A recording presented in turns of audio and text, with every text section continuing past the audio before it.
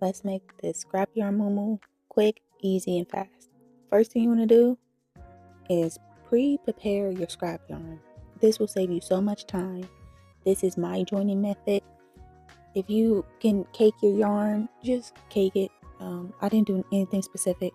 I just rolled it up, cut, rolled it up, cut, pulled out of the bag, and whatever color I got was the color that was next, okay? Not complicated. So the first thing you want to do is grab a measurement from shoulder to shoulder or from mid-arm to mid-arm, however wide you may want this MooMoo to sit on you. Then you want to make a chain. This chain can be any number, but make sure it's an even number, okay? Remember, we are working in a half. So whatever that chain is, it will be doubled on the other side. So keep that in mind when you're thinking about width. Now you can choose to work in double crochets, treble crochets, half double, singles. It doesn't matter what you do. I chose to do a treble crochet. Once you have your chain, you want to treble crochet into the 5th chain from your hook. So count back 4 stitches and go into the 5th chain. Yarning over twice. So that last stitch will count as the base of my very first treble crochet. Okay, doing treble crochets all the way down. Once I get to the end, I'm going to chain 4. So you also want to make sure that you're chaining the number corresponding to your stitch. So if you did a double crochet, chain 3. If you did a treble crochet, chain 4. If you did a half double, chain 2, and continue as so. So working that back and forth, you're going to make this for the length that you want it for. And that can be anywhere from 30 to 70 rows, depending on how tall you are or how long you want this to be on you. Just remember, the longer it is, the heavier it gets, so it will drape a little bit more, okay?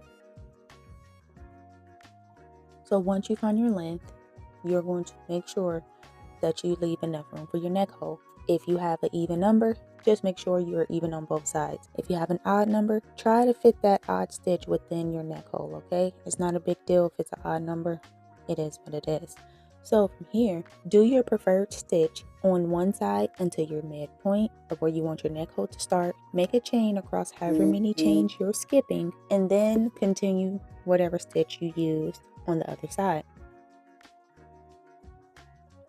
Now once you come back, you're going to repeat that same exact stitch going across the entire row, including in the skip stitches, okay? However many stitches you skipped, you want to make sure that you go through that number of stitches on your chain.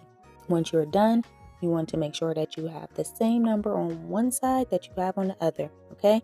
There is no difference. Both sides should match the same number. You should definitely try it on at this point before you sew everything together, so you can make sure it's sitting and fitting exactly where you like it. Once you have that done, you're going to sew along the sides up until where you want your armhole to start, okay? Very simple, and you choose the closing method of your choosing. You can single crochet up, you can slip stitch up, you can whip stitch, you can mattress stitch, whatever stitch you are comfortable with and whatever sewing pattern, that's what you do.